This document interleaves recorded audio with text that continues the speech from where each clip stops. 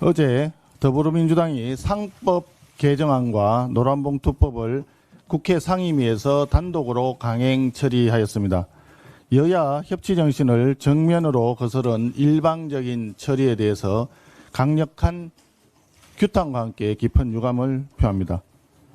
집중투표제 의무화와 감사위원 분리 선출 내용은 불과 한 달 전 여야가 사회적 수기를 거쳐서 처리하기로 합의했던 내용입니다. 그런데 어제 더불어민주당은 어떠한 사회적 수기도 없었고 여야 간의 협의도 없이 상법 개정안을 일방적으로 밀어붙였습니다. 여야 간의 최소한의 신뢰마저 헌신짝처럼 내팽개친 기만적인 행태라고 생각합니다. 환노의 상황은 더욱 심각합니다. 더불어민주당은 국민적 우려와 기업들의 반대를 외면한 채 불법 파업에 사실상 면죄부를 주는 노란봉투법 개정안을 강행 처리했습니다. 불법 파업 조장법 또는 불법 파업 면허법이 강행된 것으로 보입니다. 법안이 본격적으로 시행되면 노사 갈등이 더욱 격화되고 기업의 투자와 고용도 위축되며 한국 시장에 대한 국제적 신뢰도도 크게 훼손될 우려가 큽니다. 주한 유럽 상공회의소는 어제 논평을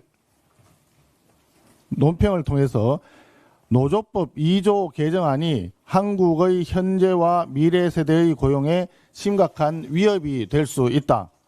나아가 기업들의 사법 리스크가 커질 경우에 한국 시장에서 철수할 수도 있다라고 경고하면서 개정안의 재검토를 촉구했습니다. 결코 가볍게 들어서는 안 될 것입니다. 더불어민주당이 사회적 파장이 엄청난 쟁점 법안들을 아무런 사회적 수기나 합의 없이 속도전으로 밀어붙이는 것은 한마디로 입법 독재, 다수당 일당 독재라고 할 수 있습니다.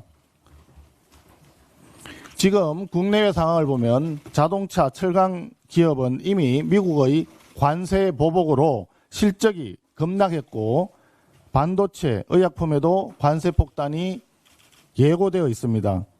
그럼에도 정부와 더불어민주당은 법인세를 인상하겠다, 상법을 추가 개정하겠다, 무제한 파업 조장법을 강행하겠다라며 반시장 입법을 멈추지 않고 있습니다.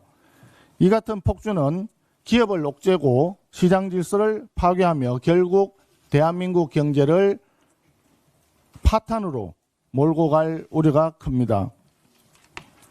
그 결과는 여야 합의 없이 반시장 입법을 강행한 이재명 정권과 더불어민주당이 오롯이 책임져야 할 것입니다.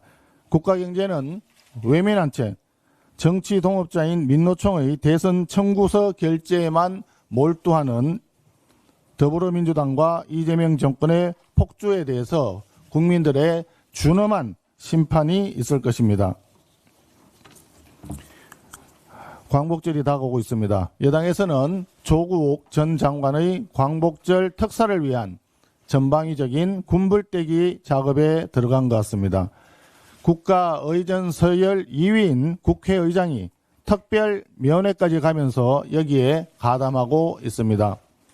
국민의힘은 조국 전 장관 사면에 강력히 반대합니다. 먼저 국민 통합 정신에 정면으로 반합니다. 대통령의 사면권은 국민 통합을 위해서 대통령에게 부여된 특별한 권한입니다.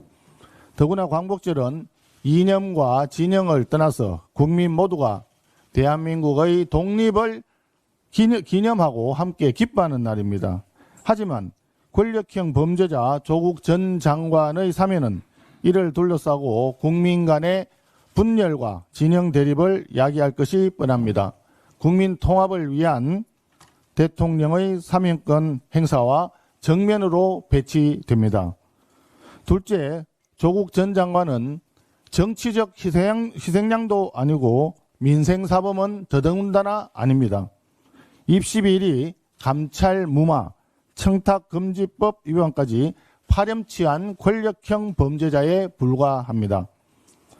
대한민국 입시 제도를 교란시키고 공직자의 감찰 제도를 무력화시킨 범죄자에게 임기 첫 광복절 사면권을 행사한다는 것은 대통령의 권한 남용이자 대한민국 사법 시스템에 대한 정면 도전입니다.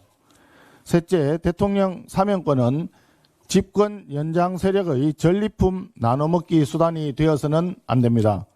노란봉투법이 민노총의 정치적 청구서로 본다면 조국 장관 사면은 지난 대선에서 후보를 내지 않은 조국 혁신당의 정치적 청구서라고 보입니다.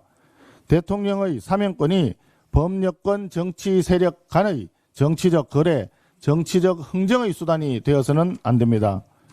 이재명 대통령에게 경고합니다.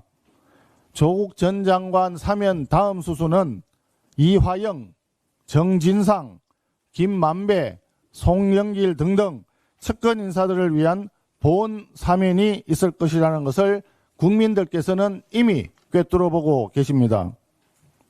보훈 인사도 모자라서 보훈 사면까지 하는 것은 결코 있어서는 안 될 대통령의 권한 남용입니다. 국민의힘은 이번 광복절 특사는 철저하게 민생 사범을 중심으로 이루어져야 한다는 점을 다시 한번 강력히 주장합니다.